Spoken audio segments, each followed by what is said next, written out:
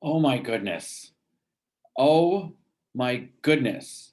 Um, it's Wednesday, and let's just start with the hairdo. Megan,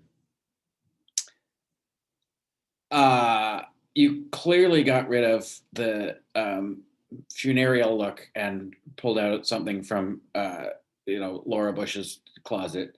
Um, but dear readers, I tell you, when I saw this, I gasped.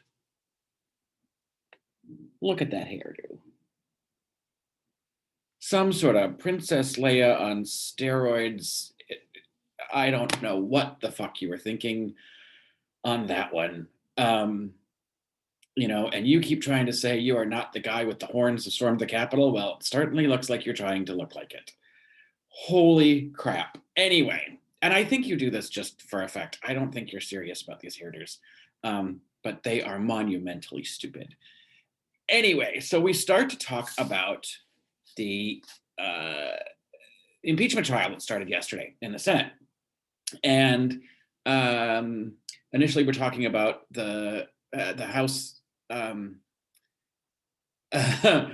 making their case, and the House managers making their case, and the video that they displayed, and the emotional speech from Representative Raskin, and it gets to you, and of course, the first thing you talk about is how you came to experience the video. You didn't watch the video, your friends were texting you about the video, but what was the video? And then when you saw the video, you had to sit down. It was so emotional. Okay, remember the discussion we've had already about trying to use less words? Those words don't matter. We don't care about your experience watching the video. So just leave all that bullshit out. Get to the point where, how did you think about the video that they presented? And even in that, you talk about the Capitol, and then your feelings towards the Capitol building. Again, this is it's a federal building. It's on our money. It is like the symbol of our democracy. The two chambers and the whole thing is it belongs to the country. So again, filtering it through that little tiny lens of Meghan is very irritating to listen to on every single fucking topic. So we get to the video. You're upset. I get it. You don't understand the how on an emotional level anyone could vote to not to convict him, and then from a political level you understand it, and then you go on a diatribe against your co-hosts and everybody else about how they should be helping to turn the temperature down and not vilify Republicans. And I don't know, you made something about filleting them, or what, you made some sort of ridiculous hyperbole that no one's saying we want to kill you all. No one's saying that, but you don't seem to understand that. So and I assume you're admonishing your co-hosts based on a piece that I read in the New York Post on page 6, that you were upset with how your co-hosts treated Van Jones last Friday, which would explain why you were so pouty and got so angry during the show, that you didn't like your co-hosts holding him accountable for his own actions and behaviors, and asking, doesn't he understand the ramifications of what those things are? Does he accept those ramifications? Which are reasonable things to ask. And you should, maybe take a look in your own mirror about the way you've treated guests in the past, and the not so distant past. The way you ask questions of guests that you have decided you already disagree with. Anyway, It was nice to see Joy give you a little smackdown because she's absolutely right. Calling for unity and asking for concessions from the Democrats or whoever, the media or whoever you're blaming for all of this hyperbole about all Republicans that isn't really being said. Check your own house first, lady. As long as you are still supporting a party whose leaders and federal representatives continue to refuse to admit that Biden won an election fair and square, that refuse to admonish the crazies in their own party, that refuse to disavow themselves of the Proud Boys and white supremacists and Confederate lovers. They are stoking that support, just soaking it in, stoking their hatred. And this is the party. This is your party. So no, there isn't any turning down the temperature. As long as they continue to do that, there isn't any, oh, okay, we'll make it all better for you. So don't go lecturing anyone who disagrees with you or parties pointing out the problems within your own party. You don't have much of a leg to stand on there. And it's pretty ballsy and bratty to condescend to your co-hosts. So I wouldn't recommend doing that again, although I'm sure you will, because you do it like once a month. Speak to them or for them. And mostly they just ignore you, but it was nice to see Joy take you to task on that one. Then you replied, but you were muted. And I don't know if that was intentional by the producers or not, but it was fine. I'm sure it was a snotty comment anyway. So then we move on to the Republican, not the Republican, but the attorneys for Trump and the opening of the defense and those two clowns. And you made a great joke about what are they from an Adam Sandler movie? Ha ha, very funny. It was funny. Everyone laughed. I did not laugh aloud, but I thought it was quite clever. Until then, you follow that up with, oh, aren't they like the ones in Big Daddy? Like, okay, it was a good joke when you were sort of making an overall assessment to tie it to a cultural touchstone, that made sense.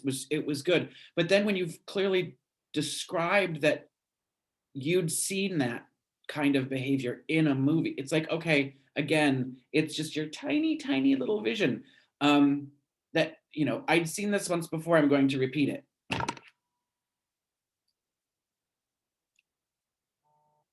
Again, I don't know.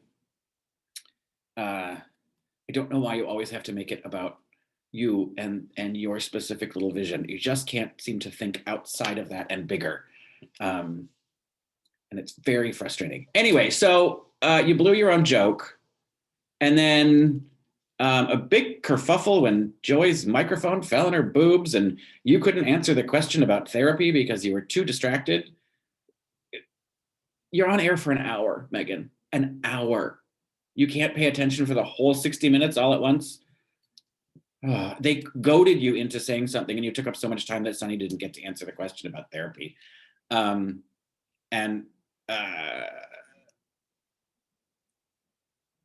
not going to touch that topic with you. I find therapy very helpful. I find this very therapeutic. Anyway, which maybe that's how you feel about being on TV. And then, of course, we get Jen Ashton, Dr. Jen Ashton, on. And again, you have to bring up the fucking, mask,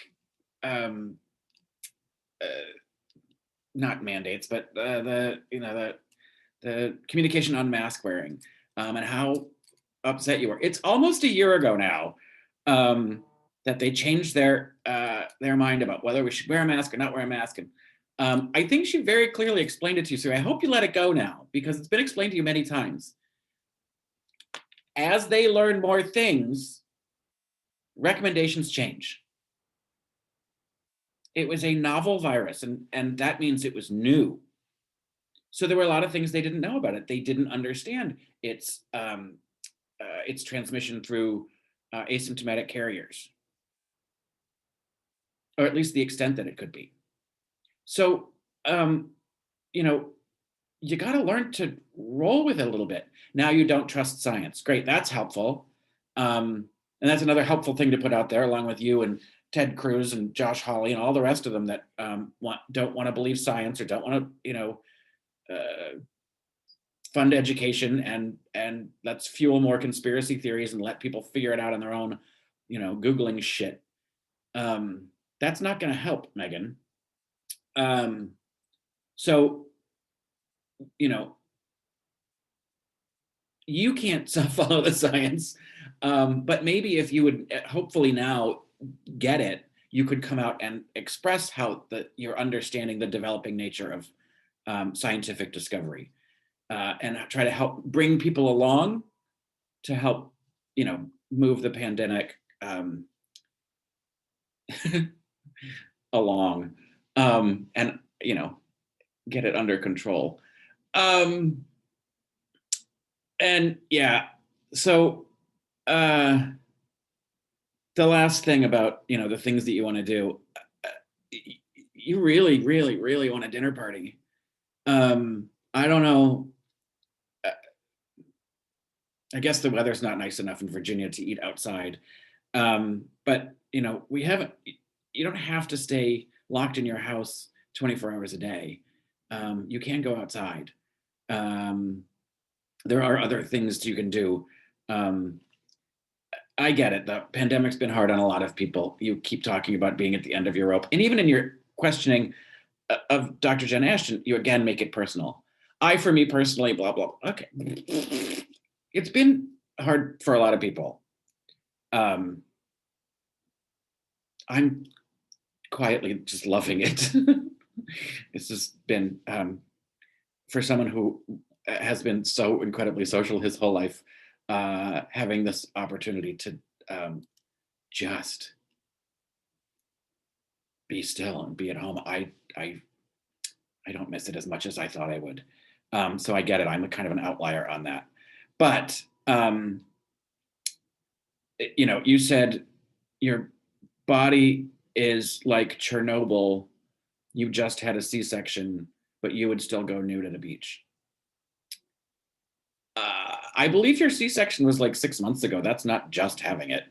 I realize it takes a while for the body to heal, but again, with the self-proclaiming hyperbole that is your entire existence.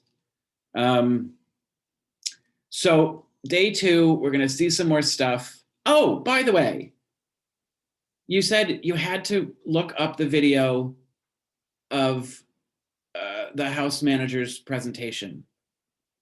Why weren't you watching the impeachment? Aren't you like politics? That's your whole bag. Are you not interested in the 4th impeachment of the United States of America? It's kind of historic and kind of important. So I would have thought that you would have been interested in watching it real time, as even kind of your job, not even just your interest. So I'm surprised that you weren't watching it. But anyway, you do you, Meghan. Can't wait to see what the hair kind of fuckery you're going to do tomorrow.